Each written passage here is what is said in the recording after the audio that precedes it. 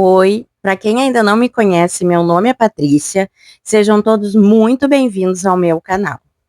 Hoje é o último vídeo do ano, então eu quero trazer para vocês uma retrospectiva das perdas, né, que tivemos esse ano, dos escritores que nos deixaram esse ano e de alguns prêmios, né, de alguns escritores que foram premiados esse ano.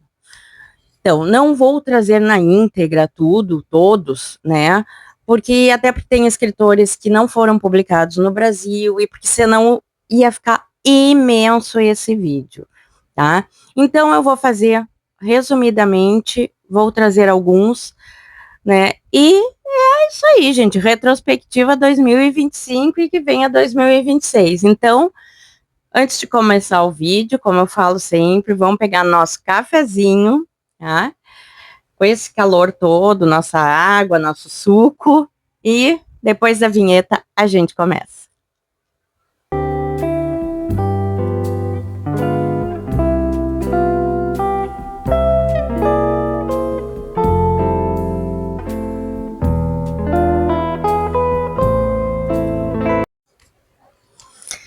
– 2025 foi um ano de contraste para a nossa literatura, tá? Porque foi um ano de grandes celebrações, reconhecimentos, consagrações de grandes obras, mas também foi um ano de despedidas bem marcantes, que encerraram trajetórias fundamentais da escrita mundial e brasileira. Tá? E aí eu fico mexendo com o microfone, mas tudo certo, né? Nesse vídeo, gente, eu tentei reunir resumidamente esses dois movimentos, tá? Os autores, né, que nos deixaram e aqueles que foram premiados, né, ao longo do ano com suas devidas obras, tá? Então, vamos começar pelas despedidas, certo? 2025 foi um ano de despedidas importantes para a literatura mundial e também para nós, leitores brasileiros. Ao longo desse ano, a literatura perdeu vozes essenciais, certo? Escritores que marcaram gerações, gêneros, países, deixando obras aí que seguem vivas para a eternidade, tá? Então, aqui eu vou trazer para vocês 5 desses nomes, tá? Em ordem cronológica, né, com a devida data do seu falecimento, certo? Vamos começar por um escritor, assim, que foi, para mim, uma perda. Existem perdas, eu acho toda perda irreparável, óbvio, né? Mas, assim, foi uma perda bem doída, assim, tá? Que foi em abril, no dia 13 de abril, o mundo, né, perdeu o grande autor, né, Mário Vargas Llosa, né? O Mário Vargas Llosa é um escritor peruano, né? E ele foi vencedor do Prêmio Nobel de Literatura, certo? Ele foi publicado amplamente aqui no Brasil, tá? Ele tem muitas obras, né? Atualmente, eu acho que a editora que publica o Llosa é a Alfaguara, se eu não estou enganada, certo? E assim, ele foi autor de obras fundamentais para a literatura, né? Como A Cidade e os Cachorros e A Festa do Bode, que eu acho que é o livro mais conhecido dele, né? A Festa do Bode, inclusive, tá naquele livrinho dos 1001 livros para ler antes de morrer, tá? E os romances dele foram romances que marcaram, assim, demais a literatura latino-americana, certo? E influenciaram gerações de leitores e também de novos escritores, tá? Eu tenho outros vídeos aqui no canal que eu trago outras obras que eu fui adquirindo do Llosa, que eu tô sempre que eu acho alguma coisa dele que eu não tenho, eu procuro adquirir, né? Então, assim, tem vídeos de livros novos aqui no canal já, que mostram outras obras dele, tá? Mas quem sabe em algum momento a gente faça um vídeo especial só para ele, que merece, tá? Já no início de junho, no dia 3 de junho, nós perdemos Edmund White, Para quem não conhece Edmund White, eu vou deixar foto aqui e obras, enfim. Foi um dos nomes centrais da literatura contemporânea dos Estados Unidos, certo? Ele tem obras publicadas no Brasil, como eu digo sempre, tudo que eu falar deixo linkado aqui embaixo, né, caso vocês tenham interesse em alguma obra, né, para comprar pelo meu link, que vai estar ajudando muito o canal. E o White foi uma referência essencial, tá, na literatura LGBTQIAPN+, certo? Ele é autor do livro A Boys on Story, livro que ajudou a abrir caminhos para narrativas mais livres, íntimas e corajosas, certo? E aí, logo em seguida, né, no dia 5 de julho, né, passado 30 dias aí, um mês, nós perdemos um grande poeta brasileiro, que foi o Régis Bonvitino. Ele tem uma obra marcada pela experimentação e pela reflexão crítica sobre a linguagem. Bonvitino foi uma das vozes mais importantes da poesia brasileira contemporânea, com livros publicados por diversas editoras nacionais. Tá? O mês de agosto nos trouxe, assim, uma perda, uma das perdas mais sentidas para a literatura brasileira. Tá? No dia 30 de agosto, quem nos deixou, né, nós perdemos o grande Luiz Fernando Veríssimo, né. Luiz Fernando Veríssimo, acho que todos devem saber, né, filho do grande Érico Veríssimo também. Luiz Fernando Veríssimo foi cronista, romancista, humorista, né, ele é autor de grandes clássicos, como Analista de Bagé, Comédias da Vida Privada, que eu acho que todos, se não leram, já devem ter ouvido pelo menos falar, tá? É um escritor também aqui do Sul, né? Ele conquistou leitores de todas as idades, certo? Com inteligência, ironia e humanidade. Assim, Luiz Fernando Veríssimo realmente foi, assim, um grande nome e uma perda extremamente sentida neste ano de 2025. E aí, já no final de 2025, tristemente, já falei sobre essa perda aqui no canal, acho que até mais de uma vez, porque eu senti também demais, né? No dia 10 de dezembro, quem nos deixou foi a escritora britânica Sophie Kinsella. Né?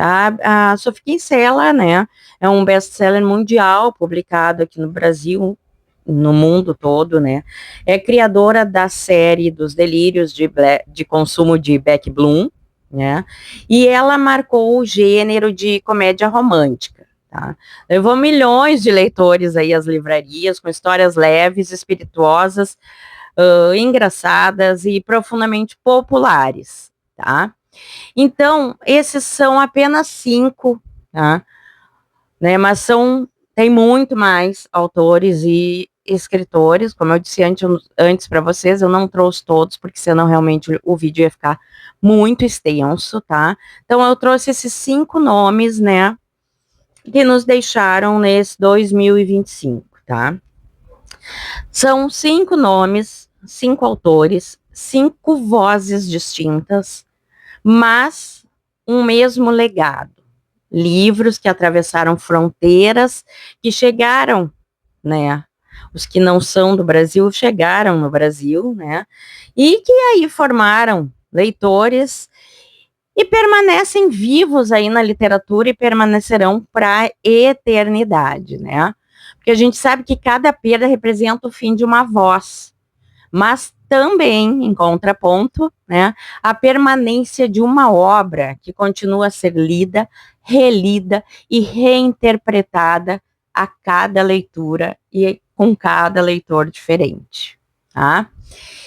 E aí, né, vamos aos prêmios, né, aos escritores premiados, porque se 2025 foi um ano de luto, né, para a literatura, como eu disse, eu citei apenas 5, mas foram muitos mais, tá? A gente diz, enquanto algumas histórias se encerravam, outras histórias eram celebradas, premiadas, projetadas para novos leitores, né? Então, ao longo do ano, prêmios literários nacionais e internacionais destacaram obras que dialogam com o presente, a memória, a linguagem e o futuro da escrita, certo? E esses prêmios vêm reafirmando, né, vozes já consagradas da literatura, mas também revelando, né, tendências e ampliando o alcance da literatura contemporânea, né, com aí novos escritores, novas vozes, né, enfim, que bom que a literatura está se expandindo, né, e que continue assim. Então, vamos lá, eu fiz uma listinha aqui dos prêmios e dos ganhadores dos prêmios para também em ordem cronológica, tá, mês a mês, para falar aqui para vocês. Tá? Mês de maio abriu oficialmente o calendário literário com 2 anúncios de grande impacto para a literatura. O International Book Prize, tá, 2025, que foi concedido à escritora indiana Banu Mushtaq, acredito que seja assim que se pronuncia, com a obra Heartlamp, tá, em parceria com a tradutora Deepa Bhatt, celebrando a força da literatura traduzida e das narrativas vindas do sul global, certo? Tá? Mas seguindo, em maio também a gente teve a premiação do Pulitzer Prize for Fiction 2025, que consagrou o escritor norte-americano Percival Everett, né? O Percival Everett é um escritor que está sendo publicado aí pela editora Todavia. Inclusive a obra premiada, que foi o romance James, tem publicado pela editora Todavia, tá? E esse romance, James, é uma releitura crítica e contemporânea de um clássico da literatura americana, certo? Em junho, a língua portuguesa estava em destaque. Então, em junho, a literatura de língua portuguesa, certo? Ganhou protagonismo com o anúncio do prêmio Camões, que também eu gosto muito de conhecer as obras premiadas pelo prêmio Camões, tá? E neste ano, o prêmio Camões foi concedido à escritora angolana Ana Paula Tavares, tá? O prêmio reconheceu o conjunto todo da obra, tá? Que é marcado pela poesia, pela memória histórica e pela valorização das culturas africanas de língua portuguesa, certo? E eu andei dando uma olhada, tem um livro de crônicas, tá? Da Ana Paula, Um Rio Preso nas Mãos, o título, que está disponível no Kindle Unlimited, certo? Para quem tem a assinatura, ele está disponível, Um Rio Preso nas Mãos, Crônicas. E um outro livro também dela, que está à venda na Amazon, é Verbetes para um Dicionário Afetivo. Acho que vale muito a pena a gente conhecer as obras dela, né? Seguindo para o mês de agosto, né? Aí nós vamos conhecer novas vozes aí despontando na nossa literatura brasileira, tá? O mês de agosto ele foi dedicado aí à descoberta dos novos talentos, certo? Com o nosso prêmio Sesc de Literatura 2025, né? E foram premiados, tá? Vou trazer algumas categorias premiadas aqui. Marcos Grossa, na categoria romance, com a obra Goiás. Depois tivemos na categoria conto, o escritor Abbas, com a obra Massaranduba. Na categoria poesia, quem levou o prêmio foi Leonardo Piana, na obra Escalar Cansa. E, mais uma vez, o prêmio veio aí reforçando teu papel, né, como um dos principais espaços, né, de lançamento de novos escritores aqui no nosso cenário nacional. Acho muito legal esse prêmio aí para a gente conhecer novas vozes, né? Então, por isso, já deixei os títulos aí. Quem tiver interesse, vai lá, clica lá embaixo para conhecer a obra. Em outubro, né, aí o momento máximo da premiação, né, na literatura, que foi o Nobel de Literatura de 2025, que coloca a literatura aí no centro das atenções globais, né? Inclusive, eu fiz um vídeo aqui com, vou deixar linkado aqui embaixo, com alguns nomes que estavam sendo cogitados, tá, para esse prêmio, a levar esse prêmio, porém nenhum deles, tá, do que eu vi aí, achei nas listas, foi o ganhador. Para surpresa de todos, o vencedor foi o escritor húngaro Laszlo Krasznahorkai, certo? Que foi reconhecido por toda a sua obra. A obra do Laszlo é densa, filosófica e profundamente reflexiva, tá? Sobre a condição humana e o mundo contemporâneo. Tá? Quem publicou Laszlo, que eu acho que tem 2 obras dele publicadas, é a Companhia das Letras, a editora Companhia das Letras, certo? Mas, para aqueles que não gostam de inovar muito, assim, eu gostaria já de deixar, né, dito que o Laszlo é diferente, ele tem uma escrita totalmente diferente, né? Então, não é uma escrita para todo mundo, nem todo mundo vai gostar, porque eu já falei com outras pessoas que leram também a obra, então a maioria delas achou diferente, tá? A obra dele, e são calhamaços, tá, pessoal? Então, assim, mas para quem quiser conhecer, o link vai estar aqui embaixo. Novembro concentrou os principais anúncios e fechou oficialmente o calendário literário de 2025. No cenário internacional, o Booker Prize de 2025 foi concedido ao escritor David Szalay. Me perdoem se eu estiver falando errado. Pelo romance Flash, tá? Que acompanha a trajetória de um homem ao longo de diferentes fases da vida. No Brasil, 2 prêmios fundamentais encerraram também o ano de 2025, que foi o Jabuti, que consagrou o escritor Rui Castro, né, com o livro O Ouvidor do Brasil, 99 vezes Tom Jobim, como o livro do ano, além de outros autores premiados em diversas outras categorias, certo? Que aí eu não trouxe todas, justamente, como eu disse para vocês, para o vídeo não ficar muito extenso. O Prêmio São Paulo de Literatura de 2025 reconheceu Mariana Salomão Carrara com a obra A Árvore Mais Sozinha do Mundo, que, se não me engano, também foi editado pela Todavia, tá? Pela editora Todavia, como melhor romance do ano. E Marcílio França Castro com O Último dos Copistas como melhor romance de estreia, tá? Deixando tudo por aqui e lá embaixo, certo?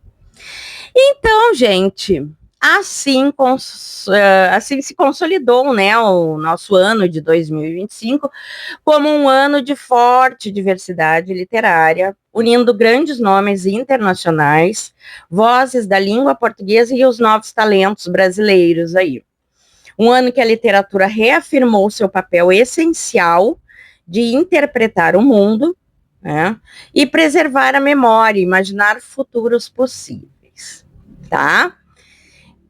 E o que eu desejo para vocês agora, né, para finalizar esse vídeo, é que o ano que começa, né, 2026, seja como um bom livro, daqueles que nos prendem logo no início, assim, a primeira página tu já fica assim, focado, vá nos transformando, né, ao longo dos capítulos, e que permanecem conosco depois do ponto final, Que não faltem histórias para a gente ler, palavras para nos salvar dos dias difíceis, né? E livros, sempre muitos livros, para nos lembrar quem somos e quem ainda podemos ser. Que cada leitura seja um recomeço, cada autor um encontro e cada página um convite ao mágico. Certo, gente? Então, desejo a todos vocês, primeiramente, quero agradecer, minha imensa gratidão a todos que me acompanham aí desde o início, tá?